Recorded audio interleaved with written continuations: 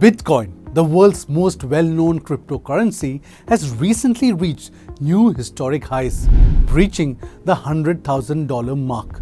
News9 Plus decodes the factors behind Bitcoin's rise and how countries like Bhutan have leveraged its potential for economic growth, while India grapples with challenges in determining its approach to cryptocurrency. How did Bhutan profit from Bitcoin's rise, and does India need to change its stance? News9 Plus decodes.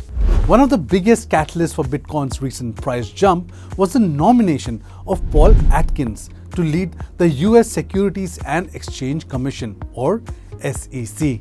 The nomination of Atkins, known for his pro-cryptocurrency stance, was seen as a positive signal for the digital currency sector. As soon as his appointment was announced, Bitcoin's price spiked, touching an all-time high of $100,000. However, Bitcoin has been rising ever since Donald Trump got elected. President-elect Donald Trump, who had once been skeptical about cryptocurrencies, turned his stance around ahead of the 2024 presidential elections. His campaign adopted pro-crypto messaging, including the idea of Bitcoin as a strategic reserve and policies favorable to cryptocurrency miners.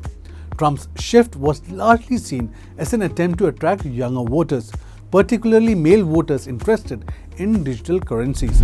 Additionally, Trump launched his own cryptocurrency business called World Liberty Financial, further underlining his shift towards virtual currencies. The Biden regime was not so favorable towards Bitcoin. SEC Chairman Gary Gensler had enforced strict actions against crypto companies, targeting fraud, money laundering, and imposing heavy fines. What is India's stance towards cryptocurrency? In India, the story of cryptocurrency is more complicated.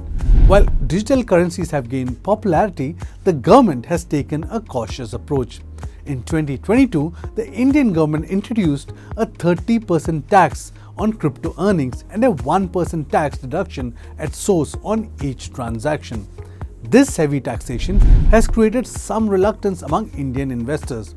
The Reserve Bank of India has also consistently expressed concerns about cryptocurrencies. RBI has warned that they pose risks to the financial and monetary stability of the country. RBI Governor Shaktikanta Das said cryptocurrencies could lead to a situation where the central bank loses control over the money supply, a risk that could destabilize the country's financial system. What is the view of global financial bodies?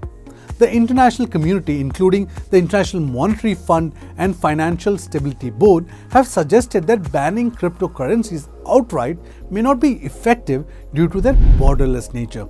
Instead, they recommended licensing crypto service providers and introducing regulations to manage the industry. What is Bhutan's crypto success story? In contrast to India's hesitation, Bhutan has embraced Bitcoin mining, capitalizing on its abundant hydropower resources.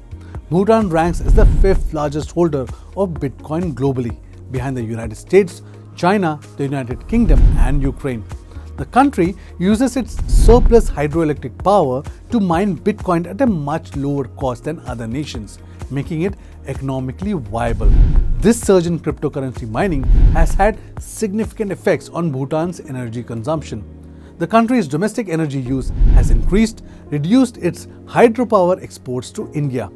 Bhutan traditionally exports surplus energy to India, but this has been affected by growing internal consumption.